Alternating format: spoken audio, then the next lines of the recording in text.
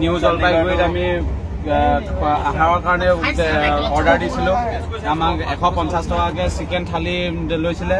আমি খোলা পিছতে এয়া দেখিছোঁ যে এইখিনি প্লাষ্টিকৰ চাউল হয়। এয়া চাওক, আমি ইমান জোৰছে পেলাই দিয়াৰ পিছতো এইটো ভাঙি যোৱা নাই। এয়া চাওক, কিমান মানুহক আমাৰ আজি কিমান দিনৰ পৰা এওঁলোকে এনেকে ঠগি খাই আছে। এইটোতো এনকুৱাৰী চলাৰ পিছতে গম পাব। ৰেলৱে আৰক্ষী অতি শীঘ্ৰে আমি অনুৰোধ কৰিছো যে এয়া কিবা এটা নিৰ্দিষ্ট ব্যৱস্থা ল'ব লাগে।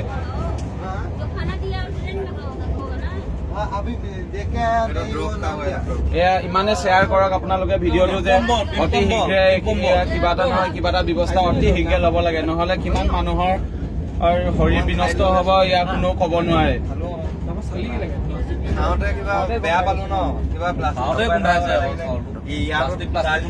আমি খোৱাৰ লগে লগে গম পাইছো। এয়া চাওক অলপ ভাঙি কোনো পধ্যে ভাঙিয়ে নাযায়। চাউল কিমান ধুনীয়াকে পেলাই দিছে।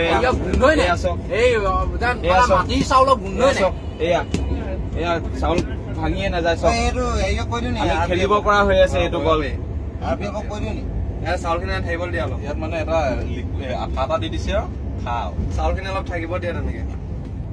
মেইন মালটো এয়া চাওক, এয়া এইটো গোটেইকেইটা আমাৰ এইটো ভাত চুলে হাত ধুবই নালাগে। এনেইতো ভাত অকমান লাগিলে আমাৰ কেনেকুৱা